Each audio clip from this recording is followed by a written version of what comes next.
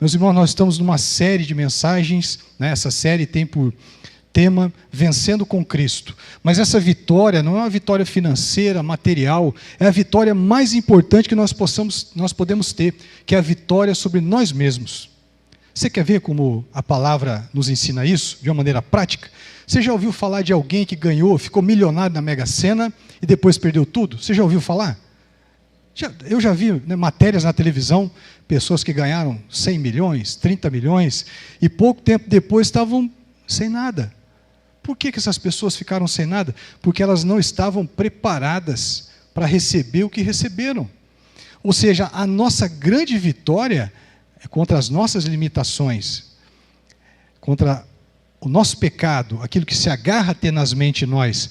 Por isso, então, eu quero meditar com vocês na noite de hoje a mensagem Vencendo a Avareza com a Generosidade. A primeira mensagem foi Vencendo a Luxúria com a Santidade. A segunda, Vencendo o Orgulho com a Humildade. E hoje nós vamos meditar na mensagem Vencendo a Avareza com a Generosidade. Eu vou ler 2 textos que são a base das 8 mensagens que nós vamos ministrar. O primeiro texto, Provérbios 16, 32. Se você quiser abrir para conferir. Provérbios 16, 32 nos diz assim: melhor é o longânimo que o herói de guerra, e o que domina o seu espírito do que aquele que toma uma cidade. E o segundo texto base, Hebreus 12, 1.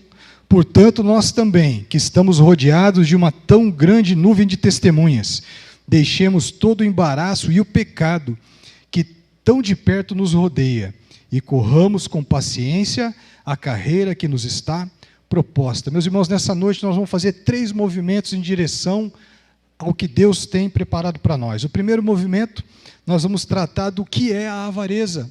Há pessoas que pensam que a avareza é simplesmente aquela pessoa que guarda tudo, né? Que não gasta nada, que vocês conhecem aquele ditado, né? Que pega um sorrisal na mão e atravessa o Oceano Atlântico. Já viram isso ou não? Aquela pessoa, mão de vaca, lá na minha terra chama de mão de vaca, né?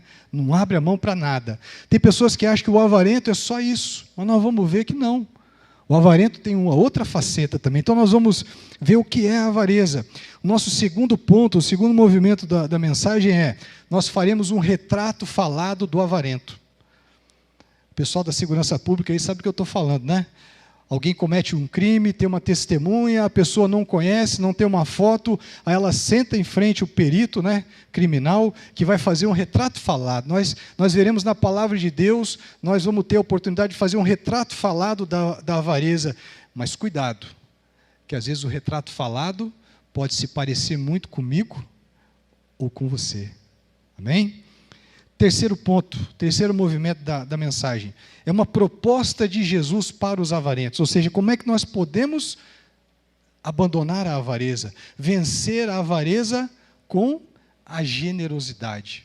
Eu lembro ano passado, no culto aqui, que nós tivemos um culto de gratidão pelo profeta, pelo lar, profeta Daniel, né? O lar das vozinhas de Daniel. Naquela noite eu meditei e eu disse para aqueles que estavam presentes, olha, se nós não fôssemos, né, se a nossa sociedade não tivesse tão amarrada ao pecado, presa à avareza, o irmão Toninho precisava correr tanto atrás de recursos, ia ter em abundância, né, irmão Toninho? Livremente as pessoas iam lá doar, ele podia enviar para outras instituições, sobejar, sobrar, mas por conta do nosso coração avarento, o irmão Toninho precisa sempre estar correndo atrás. Então, esses 3 movimentos nós iniciamos agora, meus irmãos, com muita reverência pela palavra. Eu quero dizer que essa noite nós caminharemos nessa mensagem sobre ombros de gigantes. O que eu quero dizer é que o nosso trabalho de preparação da mensagem envolveu estudos feitos por Billy Graham, Dwight Moody e outros pregadores como John Wesley, que pregaram sobre a avareza. De maneira que a nossa base, o nosso lastro bíblico, ele tem um conteúdo muito forte. E eu quero iniciar, e vocês sabem que eu gosto disso, da origem da palavra avareza, que vem do latim avaros, que significa alguém que tem avidez. E aqui que eu quero meditar com vocês, um outro lado da avareza que muitos de nós desconhecem. A avareza, a sua origem é de alguém que tem avidez por coisas. Olha só, não é só daquele que retém o recurso, não é só daquele que tem um escorpião no bolso, conhece essa expressão ou não? Não põe a mão no bolso por nada, mas é também daquele que deseja tudo. A avareza é prima irmã da inveja, porque deixa no coração do avarento o desejo de ter, de amealhar, de juntar. Por isso o alerta de Jesus, dizendo que nós não devemos juntar o tesouro onde a traça come, mas sim no céu.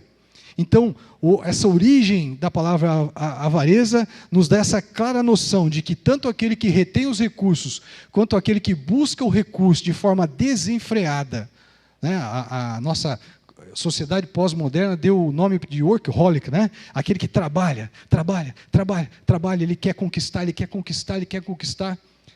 Também trata-se de um coração avarento, porque não tem satisfação. Meus irmãos, a pessoa avarenta, ela não consegue ser satisfeita. Ela não tem satisfação. Estava hoje, né, irmão Toninho, falando sobre satisfação. Meus irmãos, há pessoas que eu não consigo entender, às vezes, na minha limitação, como é que elas podem ser tão satisfeitas com a vida. Eu vou contar para vocês uma passagem que eu tive lá no Nordeste. A unidade militar que eu trabalhava fazia a fiscalização da Operação Pipa. Os irmãos conhecem, né? Aqueles carros, né, que levam água para aquelas regiões. Eu e a Luana estávamos morando na região do Agreste pernambucano, e nós éramos proibidos de receber qualquer coisa das famílias, porque eles tinham, né, o sertanejo tinha muita alegria quando nos recebia. A gente ia fiscalizar a água, conversava se eles estavam sendo bem atendidos, né, pelos donos de caminhão-pipa.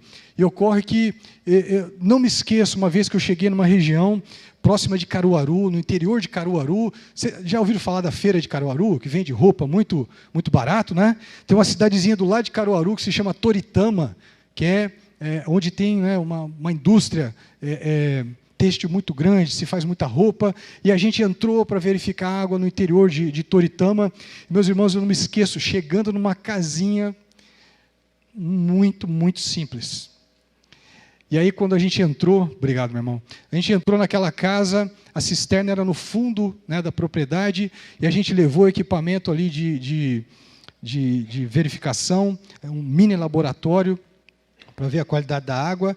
E aí, passando pela casa, eu me lembro que eu achei que era um cachorrinho que estava com as duas patinhas na geladeira.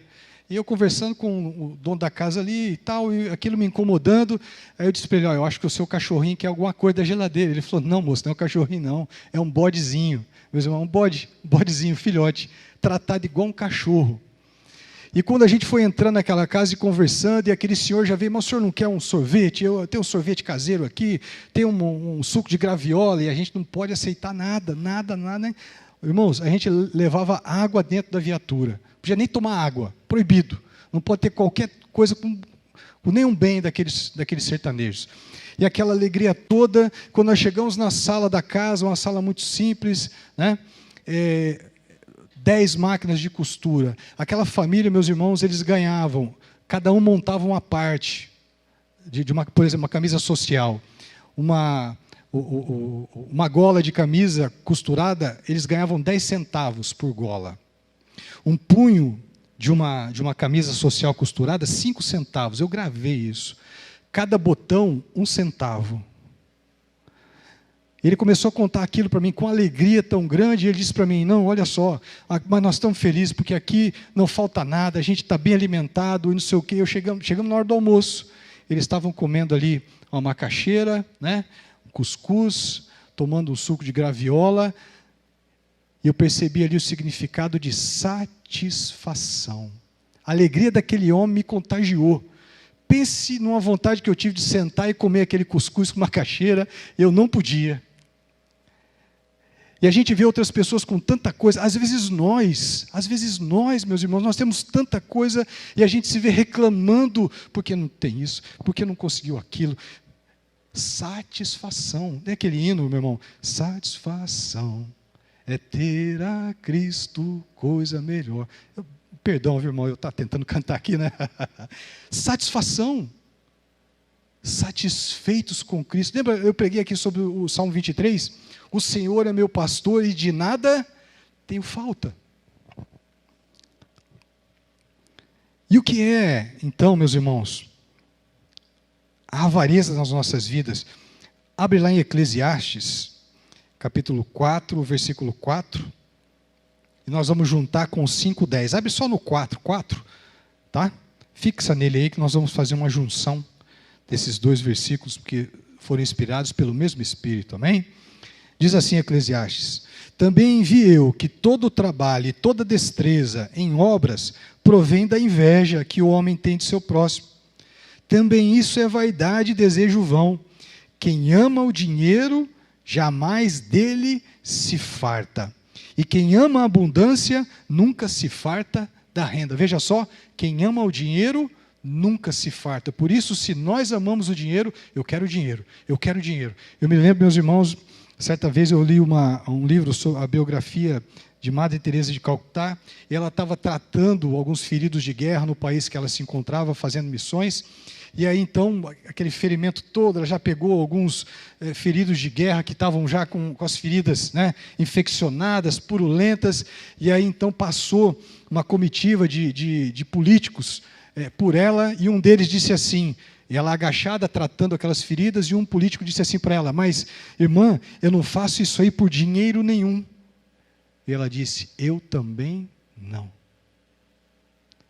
Percebe um coração capaz de qualquer coisa por amor? Então veja, quem ama o dinheiro, Eclesiastes nos diz, jamais dele se farta. O dinheiro é importante?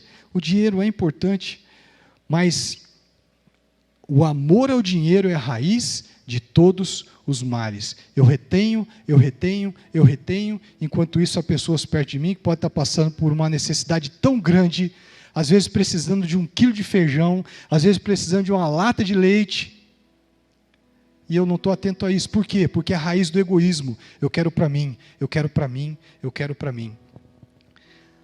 Nós vimos o que é avareza. Eu quero tratar com os irmãos agora, e nós vamos tentar fazer, baseado na palavra, um retrato falado da pessoa avarenta. Olha só, meus irmãos, o que o avarento tem no seu coração. Eu queria meditar em primeiro lugar sobre esse retrato falado, que o avarento é uma pessoa egoísta. O avarento é egoísta. Lucas 12, 17 e 18. Abre lá a tua Bíblia, por favor. Vamos ver aí no momento em que Jesus ele trata sobre o egoísmo, o orgulho no coração humano.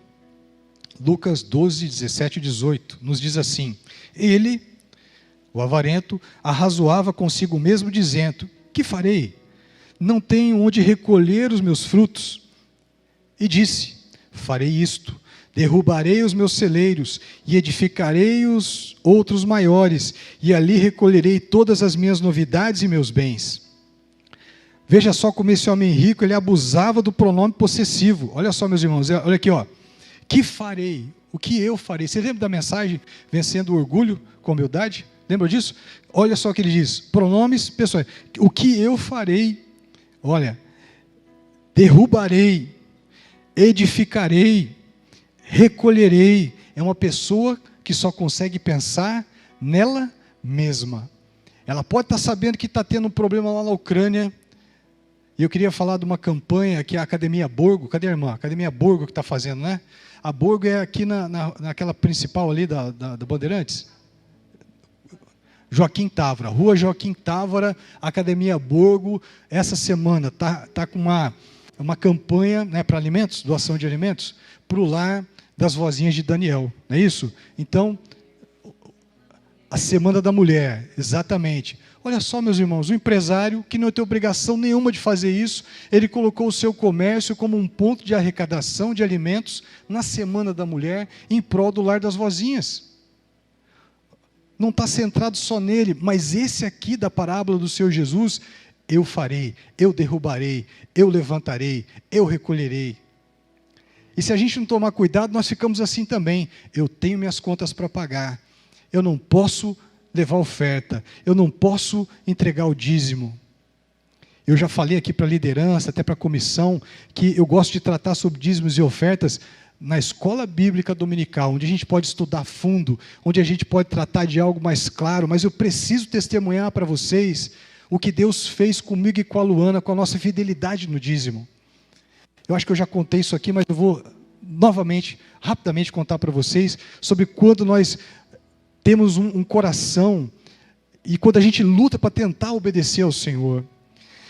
Nós estávamos na igreja de Porto União ainda, antes da nossa transferência, e era muito tranquilo para mim e para a Luana, né, entregar o dízimo e oferta, e a gente estava querendo trocar de carro, e uma viagem para a casa dos meus pais, meu pai também querendo trocar de carro, nós fomos numa revenda lá em Londrina, e conversamos com a vendedora para tentar, né, conseguir um preço melhor, comprar 2 carros, e aí sai um preço melhor, e isso aconteceu, né? A moça da revenda da Ford lá deu um desconto muito bom, e então eu voltei para a União da Vitória, e para minha surpresa, quando eu fui buscar o carro, cheguei na casa dos meus pais, tinha um outro carro novo. Ele foi e comprou um outro carro. Aí, respeitei a decisão dele, né?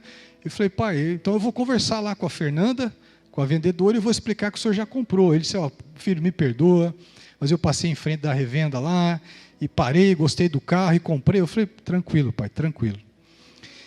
E aí, meus irmãos, fui falar com a vendedora, e falou, olha, infelizmente, vamos ter que desfazer o negócio, meu pai já comprou outro carro, e eu disse, olha, eu não tenho condições de comprar sem esse desconto, o carro. E ela disse assim, não, seu Marcos, espera aí que eu vou conversar com o gerente. Foi lá e disse assim, o carro na época custava 42 mil reais. Ela disse assim, Marcos, quanto você tem para comprar? Eu falei, eu tenho 32 mil. Ela disse assim, você vai levar o carro por 32 mil. Deu 10 mil reais de desconto. Ela disse assim, tem mais.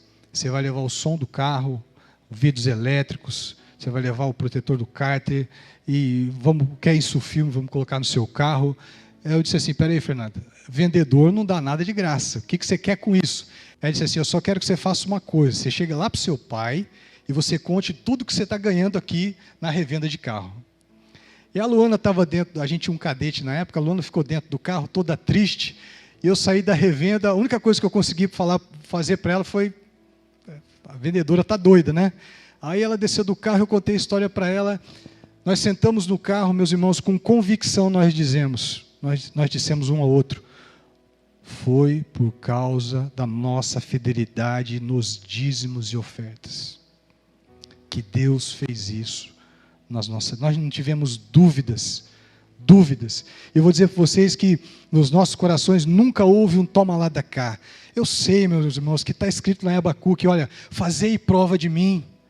Deus não diz, fazei prova de mim, mas deixa para quem não conhece o nosso Deus fazer prova dele. Você que já conhece Deus, não faça prova não precisa, Ele é abençoador, Ele reconhece, Ele honra, Ele se agrada da nossa fidelidade. Deixa para quem ainda não teve uma experiência com Deus, fazer prova dele. Você não faça prova, tenha experiências com o Senhor, de maneira, meus irmãos, que essa alegria em doar, essa alegria em contribuir, ela vem através de um esforço, ela vem através da oração. Eu queria continuar aqui com esse retrato do avarento. Nós vimos que o avarento, então, ele é primeiro de tudo egoísta, ele só pensa em si, ele só diz, eu.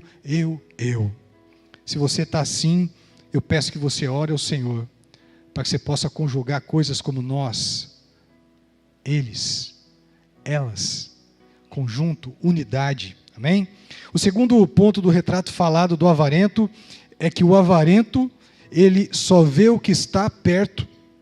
O avarento ele tem visão limitada, ele não consegue ver a médio prazo, a longo prazo. O avarento só vê o agora. Abre lá em Lucas 12, 19, meus irmãos.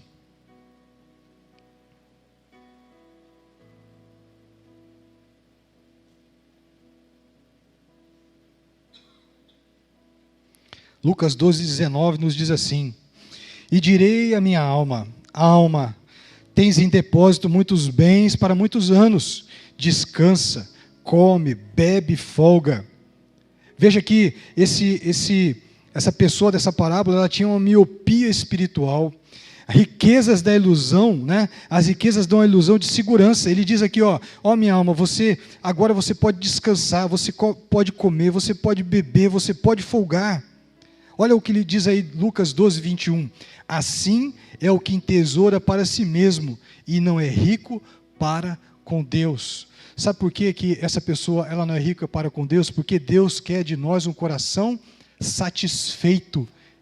Satisfeito. Por isso que os batistas não pregam prosperidade material. Nós pregamos prosperidade espiritual, que como consequência daquele que busca o reino de Deus, em primeiro lugar, essas coisas, as coisas anteriores do versículo, elas serão acrescentadas. Quer dizer que eu não preciso me matar de trabalhar, porque a bênção ela vem atrás de mim. Eu não preciso correr atrás da bênção. Se eu estou no caminho certo, eu estou no caminho das bênçãos. Eu não preciso ficar acordando e tendo 3, 4 trabalhos. Eu não preciso. Se eu estou no caminho do Senhor Jesus, o caminho do Senhor Jesus é o caminho da bênção, da satisfação, da alegria. Por isso então que o avarento, ele só vê o que está perto. Abre lá em Timóteo, capítulo 6, versículo 9, por favor.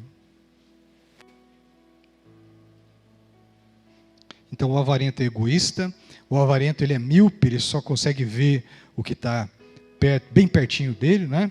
E vamos ver o que Timóteo nos fala aqui, primeira carta a Timóteo, né? 1 Timóteo, capítulo 6, versículo 9, depois eu vou juntar a leitura com 2 Pedro 2,17, mas você pode ficar em 1 Timóteo 6, 9, diz assim: mas os que querem ser ricos caem em tentação e em laço, e em muitas concupiscências loucas e nocivas, que submergem os olhos na perdição e ruína. Esses homens são como fontes sem água, nuvens sem chuva, destinados à profundidade das trevas. Veja, dizer que esses homens são como fontes sem água, quer dizer que é vazio. A pessoa egoísta, meus irmãos, ela tem uma frase que ela diz sempre: eu sinto um vazio aqui dentro. Você já disse essa frase? Pode ser que você está vivendo de forma egoísta. É o vazio que relacionamentos não preenchem, o trabalho não preenche, a família às vezes não preenche, porque é um espaço que é preenchido somente pelo Senhor Jesus Cristo. Por isso a importância de você que me ouve aqui no templo, você que nos ouve pela internet, de você entregar a sua vida ao Senhor Jesus, porque Ele amou o mundo, Ele nos amou de tal maneira, que Ele entregou o Seu Filho unigênito para morrer, para que nós possamos ter vida eterna, e uma vida em abundância. Esse é o segredo do Evangelho. Tem pessoas que ficam correndo atrás das coisas, e têm uma vida miserável, moram em mansões, né? Tem uma condição financeira, material maravilhosa, mas tem uma vida miserável. Você sabe por quê? Porque a vida abundante, ela só está em Jesus, porque Ele diz: eu vim para que tenham vida, e vida em abundância. Se você está vivendo uma vida miserável, fraca, espiritualmente falando, insatisfeita constantemente, isso é uma oportunidade, não é um problema, é uma oportunidade de você que está me ouvindo hoje, experimentar uma vida abundante no Senhor Jesus Cristo. Vamos para o terceiro ponto do nosso retrato falado do avarento. O avarento tem a ilusão de autossuficiência.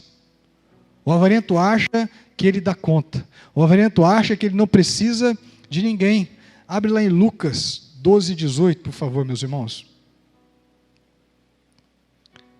Lucas 12, 18.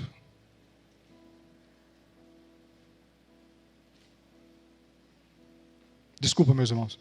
Tiago 4, 13 ao 15. Tiago 4, do 13 ao 15.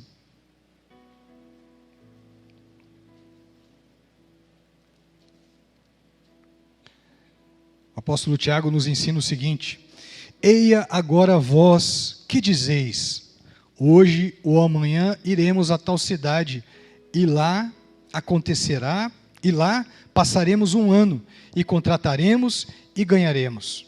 Digo-vos que não sabeis o que acontecerá amanhã, porque o que é a vossa vida? É um vapor que aparece por um pouco, e depois se desvanece. Em lugar do que deverias dizer: se o Senhor quiser, e se vivermos, faremos isso ou aquilo. É preciso incluir o Senhor nos nossos planos. Você tem o costume de dizer isso ou não?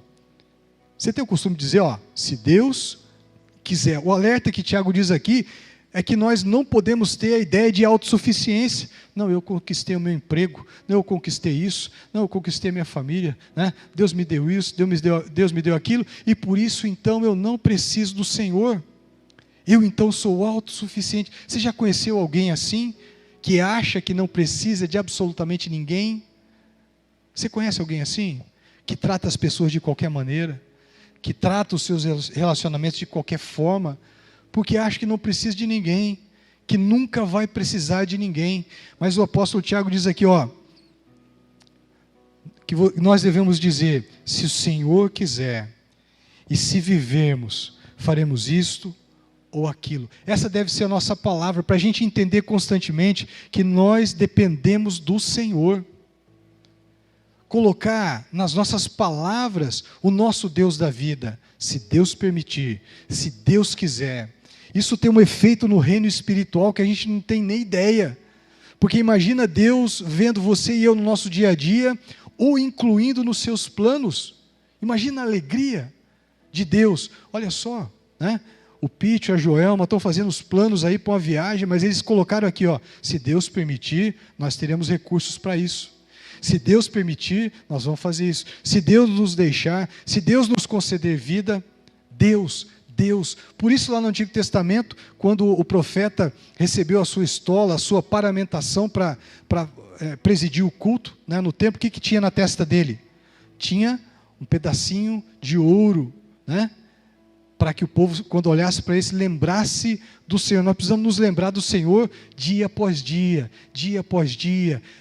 exaltando o seu nome, colocando, imagina o testemunho no seu trabalho, alguém te convida para alguma coisa e diz assim, ó, se Deus quiser, eu vou lá na sua festa, eu vou lá te ajudar, eu estarei contigo. Então, nós precisamos, nesse retrato falado do avarento, lutar contra a autossuficiência, porque, meus irmãos, a autossuficiência, ela bate no nosso coração. Se nós não estivermos atentos, daqui a pouco, nós estamos achando que nós somos capazes de nos manter. Nós somos capazes de conduzir a nossa vida sem o Senhor. Meus irmãos, feito esse retrato falado do avarento, eu queria passar para o nosso terceiro e último movimento, nessa nossa mensagem, que é a proposta de Jesus aos avarentos. Porque quando eu retenho alguma coisa, quando eu prendo alguma coisa, é porque eu tenho medo de perder, é ou não é? Os irmãos já tiveram um namorado ou uma namorada ciumenta? Você já foi ciumento com a sua namorada, com a sua esposa? O que é o ciúme? O ciúme, né, uma das facetas do ciúme é o meio de perder. Tem uns irmãos dando risada aí e se entregando, né? O ciúme é o meio de perder. Então, desenvolva a confiança na provisão de Deus. Abre lá em Lucas 12, 22, por favor, meus irmãos. Lucas 12, 22. Essa é a proposta para o nosso coração avarento.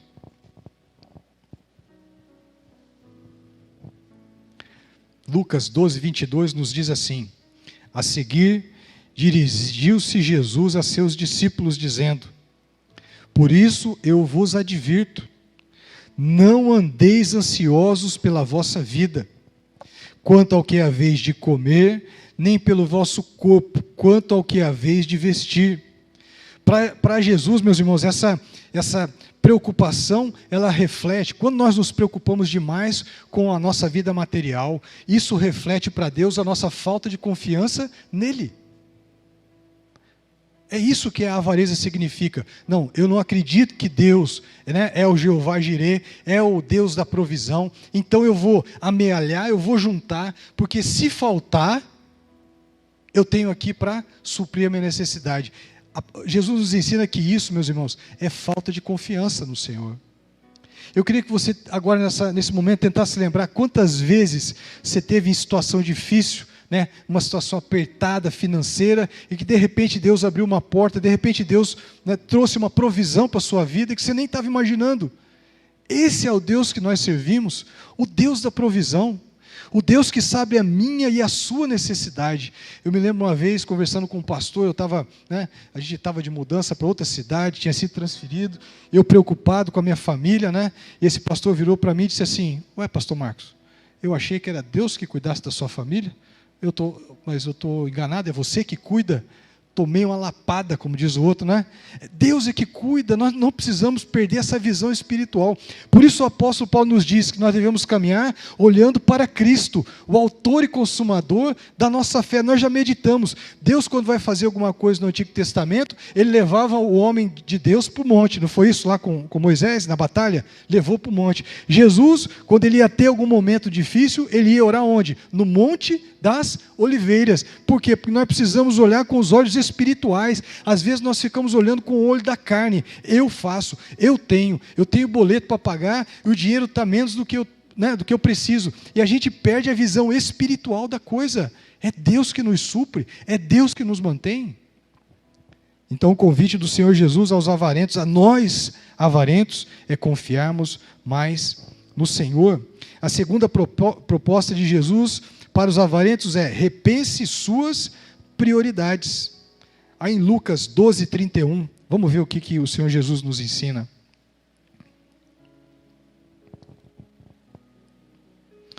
Lucas 12:31 está escrito: buscai antes de tudo o seu reino, e estas coisas vos serão acrescentadas.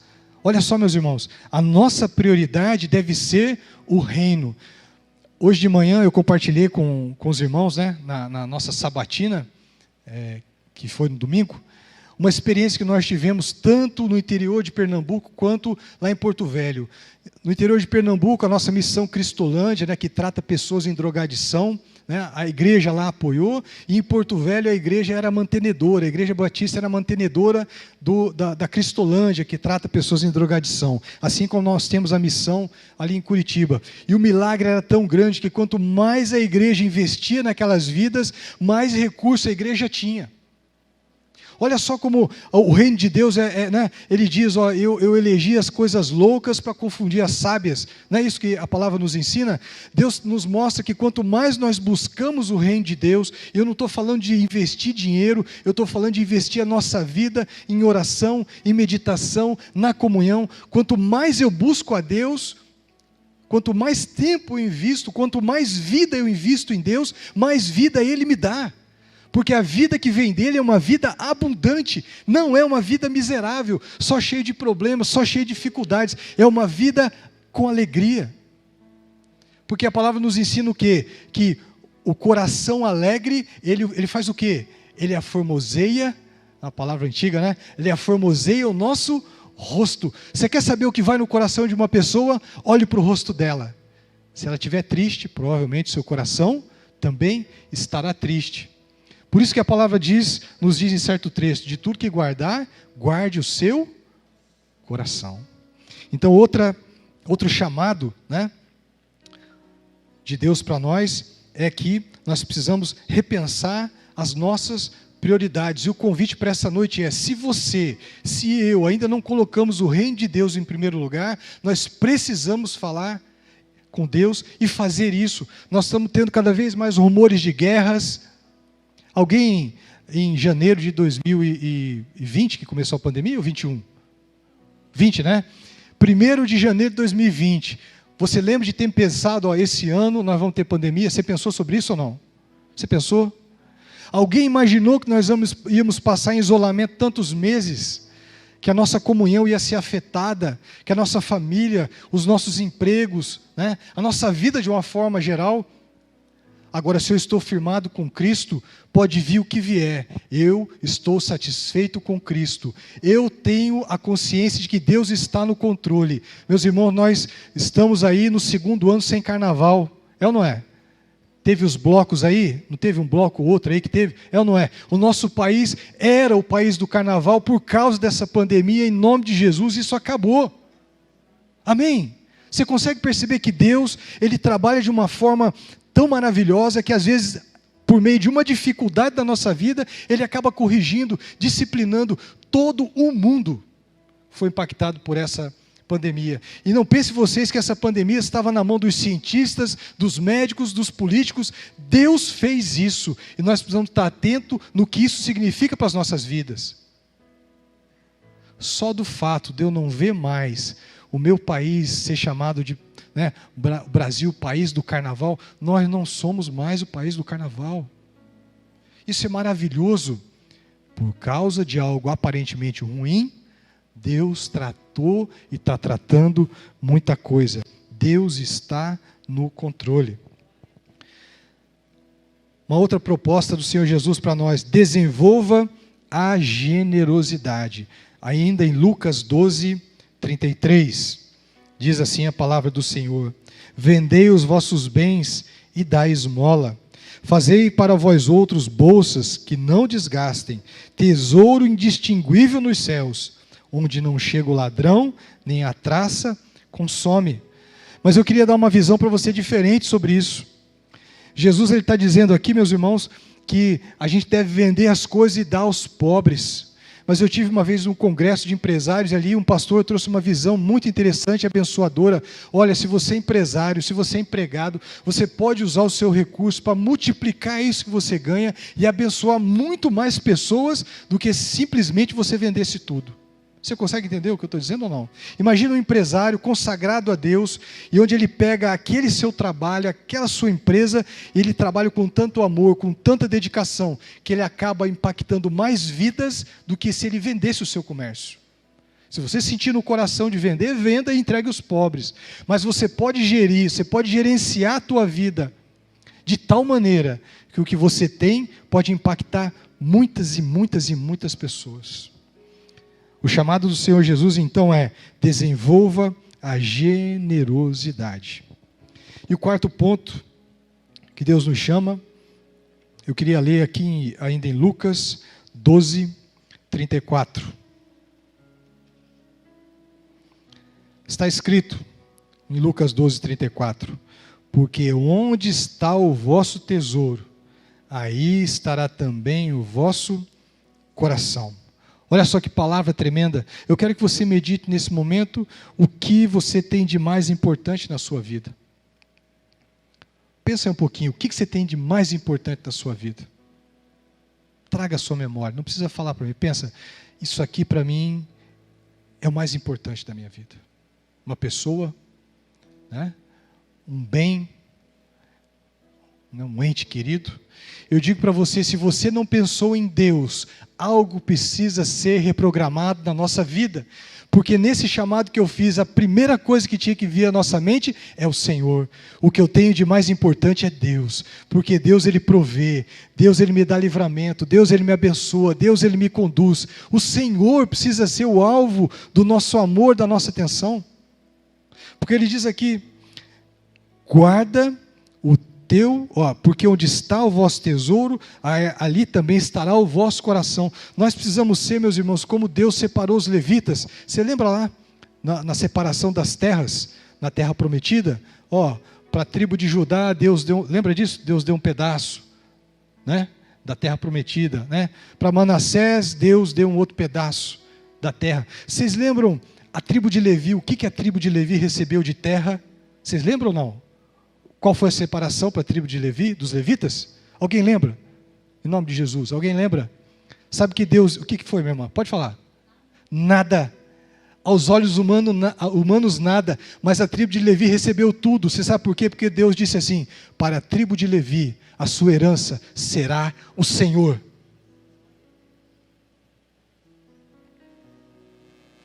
Aos olhos humanos, nada. Mas que herança maior é ter Deus. Nós vivemos numa sociedade tão caída, uma sociedade que luta tanto contra a igreja, contra os princípios cristãos, que Deus é colocado como algo que é merecedor de chacota, se você diz que é cristão em alguns ambientes. Mas os levitas, eles receberam a maior herança, que pode ser também o meu objetivo e o seu, ter Deus na nossa vida como o maior tesouro. Pode acontecer o que for. Os irmãos devem ter visto lá na Ucrânia, em meio aos bombardeios, né, a igreja de Cristo louvando ao Senhor. Vocês viram isso? Vocês conseguem entender que às vezes a dificuldade nos leva a valorizar Deus na nossa vida? Mas nós não precisamos entrar em um estado de guerra. Nós não precisamos ter uma enfermidade. Nós não precisamos ter, né, quebrar financeiramente para colocar Deus em primeiro lugar. O chamado de Deus é para hoje, eu e você, colocarmos Deus em primeiro lugar na nossa vida. Estabelecermos essa prioridade. Guarde o seu coração. Eu quero contar uma ilustração para vocês, encerrando a mensagem de hoje, uma ilustração bem conhecida entre os americanos, que traz essa ideia de que a gente não pode ficar agarrado aos bens materiais. Conta-se lá entre os americanos, meus irmãos, que quando começou a acontecer o degelo de um rio, né, a carcaça de um animal que estava congelada ali começou a se descongelar e começou a descer o rio, né? E um abutre sentiu o cheiro, né, daquele corpo ali, daquele animal em decomposição. E esse abutre foi e pousou em cima desse animal congelado e começou a descer o rio junto com aquele corpo. E começou a se alimentar daquele corpo que estava, né, se descongelando e descendo o rio. E o abutre ouviu o barulho de uma cachoeira. E o abutre então olhou, né, fez o cálculo dele, a cachoeira está longe, eu vou continuar me alimentando. E o barulho da cachoeira começou a aumentar, e o abutre, não, dá tempo, continuou se alimentando, né, sobre aquela presa congelada. E quando ele tentou levantar voo daquela carcaça, as patas dele tinham ficado presas pelo gelo, tinham congelado. E ele desceu aquela cachoeira junto com aquele animal morto. Isso significa para nós que se nós ficarmos arraigados, presos sobre o que esse mundo nos traz, se a nossa grande vitória for nesse mundo, nós vamos descer a cachoeira, né? Nós vamos acabar perdendo o que é de mais importante na nossa vida, que é a nossa, obrigado meu irmão, que é a nossa vida com o Senhor, que é aquilo que Deus tem preparado para nós. Não seja como essa ave, não se prenda ao terreno, né? Busque em primeiro lugar o reino de Deus e a sua justiça, e aquelas coisas que Ele tem, elas virão atrás de vocês, né? As bênçãos virão atrás da gente. Nós precisamos ser satisfeitos, né? Agradecidos ao Senhor. A gratidão vai tirar de nós essa avareza. Nós vamos conseguir contribuir, nós vamos conseguir abençoar vidas de uma maneira muito mais leve. Nós precisamos abandonar o eu, né? Colocar o eu aos pés da cruz e exercitar a generosidade. Vença a generosidade, vença a avareza com a generosidade. Eu queria repetir aqui resumidamente as orientações de Jesus contra a avareza. Desenvolva a confiança em Deus. Repense as suas prioridades. Desenvolva a generosidade e guarde o seu coração. Amém? Eu queria orar com os irmãos por essa mensagem, para que o Espírito Santo nos lembre durante essa semana sobre mais essa luta. Nós já aprendemos como lutar contra a luxúria, nós já aprendemos como lutar contra o orgulho, e a palavra de Deus nessa noite nos ensina como lutarmos contra a avareza. Abandone a avareza, e nós veremos, né, o quanto Deus se agrada disso. Vamos orar? Senhor Deus, em nome de Jesus, nós queremos te louvar e te bendizer, e te agradecer, porque aqui no nosso país nós ainda podemos te cultuar com liberdade. Nós queremos te agradecer porque temos um templo confortável, porque temos uma casa de oração para nos juntarmos. Ó Pai, nós te louvamos por isso, e queremos colocar, Pai, essa mensagem diante do teu altar da graça, e queremos pedir que o teu Espírito Santo ministre aos nossos corações, e nos ajude a vencer a avareza. Nós queremos abandonar, Senhor Deus, a avareza, e queremos viver uma vida abundante, uma vida generosa, uma vida onde o nosso amor seja doado com generosidade, uma vida onde o nosso tempo seja doado com generosidade, onde nós doemos as nossas vidas com generosidade, porque queremos provar mais do Senhor, queremos ir além daquilo que temos vivido até agora, e queremos conhecer mais e mais do Senhor. Assim nós oramos agradecidos, em nome do Senhor Jesus, amém.